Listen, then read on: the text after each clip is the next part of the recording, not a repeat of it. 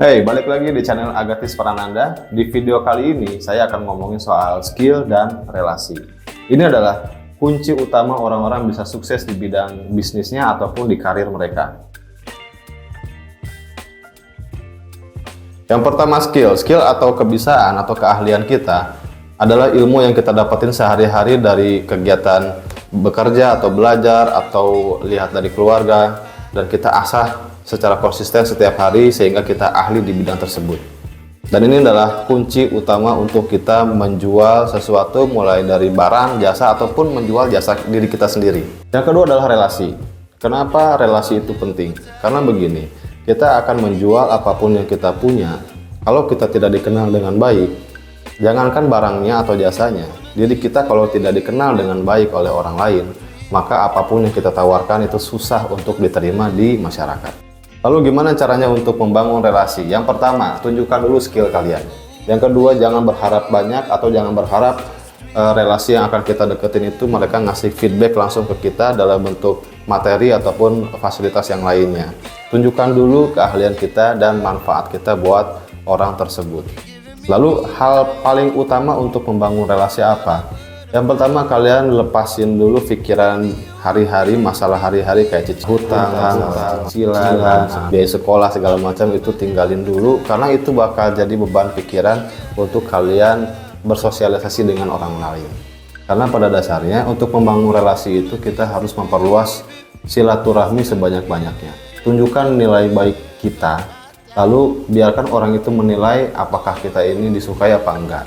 Kalau sudah disukai sama banyak orang, apapun yang kita jual itu akan mudah diterima sama orang lain. Kuncinya adalah personal branding. Personal branding itu adalah identitas diri kita, mulai dari bakat kita apa yang kita punya, hari-hari kita ngobrolin apa, atau lingkungan kita ini lingkungan seperti apa, itu akan menjadi identitas diri kita di masyarakat. Makanya untuk menciptakan personal branding, kita harus hati-hati dalam memilih lingkungan, harus hati-hati banget dalam memilih pergaulan. Terus perbanyak atau upgrade pengetahuan kita dengan hal-hal yang positif. Sehingga ketika kita ngobrol di warung kopi atau di kafe atau di warung makan dimanapun, kita akan ngobrolin hal-hal yang berguna. Ketika orang udah dapat atensi atau perhatian dan suka dengan diri kita, bahkan kita bukan pengusaha, kita bukan tukang dagang apapun, begitu mereka ada kebutuhan, mereka akan nanya ke kita, "Mas, bisa nggak carikan ini? Mas, bisa nggak belikan ini, carikan itu." Itu adalah peluang yang sangat besar. Kalian nggak perlu modal sepeser pun karena personal branding diri kalian itu sudah sangat kuat, sudah sangat bagus.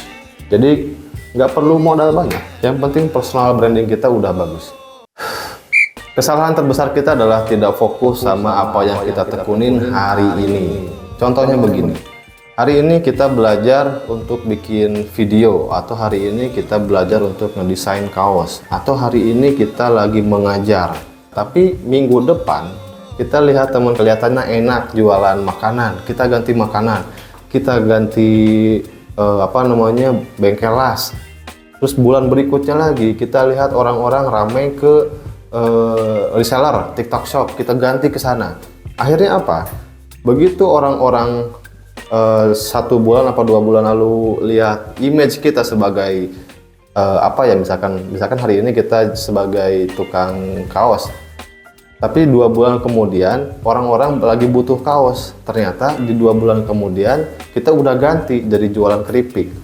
Akhirnya toko kita itu ketemu pasar, nggak akan ketemu. Hari ini orang butuh apa, kita udah ganti bidang. Disitulah kesulitannya. Makanya saran saya, mending kuatin dulu di satu bidang.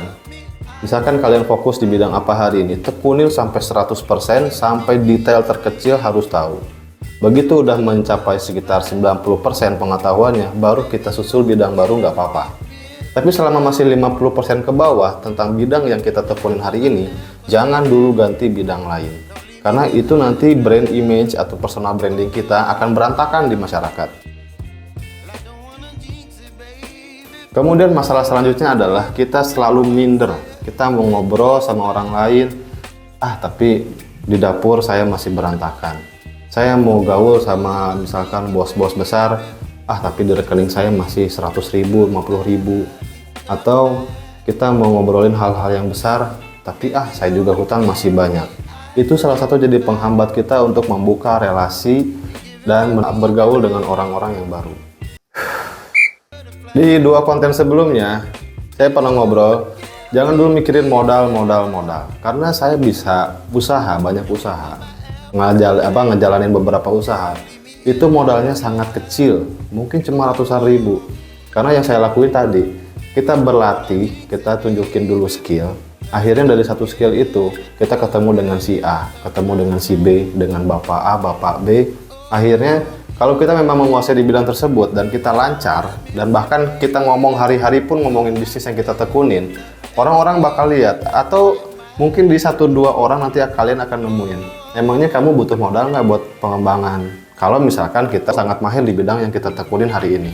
Jadi modal itu nanti akan datang sendirinya selama kita konsisten dan kita sangat kompeten. Udah, 2 aja, konsisten, kompeten. Nanti modal itu percaya nggak percaya, nanti tuh rezeki akan datang dari kiri kanan dan tiba-tiba ada orang yang mau nawarin, mau nggak? Atau saya punya duit nih tapi bingung mau usaha apa. Nanti akan ketemu. Karena relasi itu orangnya kan banyak. Jadi jangan sempit pikiran. Relasi itu hanya ngobrolin ngalor ngidul, enggak. Dari 100 orang, nggak semuanya tuh jago usaha. Nggak semuanya bisa bikin barang dan nggak semuanya nggak punya duit. Jadi ada yang punya duit bingung diapain. Ada yang bisa bikin sesuatu tapi nggak ada duit. Sebetulnya saya bikin konten ini adalah pengalaman saya diri pribadi. Jadi saya tuh dari beberapa tahun ke belakang ganti-ganti bidang terus. Saya pernah jualan kaos, saya pernah jualan makanan, saya pernah jualan air minum, saya pernah jualan jasa desain grafis, bikin brosur segala macam. Saya juga orang website. Kemudian saya juga pernah memborong bangunan, jadi pemborong bangunan gitu. Akhirnya image saya itu rusak. Orang-orang nggak jelas baca saya itu sebagai apa. Yang ini belum matang udah ganti lagi, ini belum matang ganti lagi. Itulah kesalahan terbesar saya pribadi. Makanya di sini saya sharing, jangan sampai kalian ikutin kesalahan yang banyak dilakukan oleh banyak orang.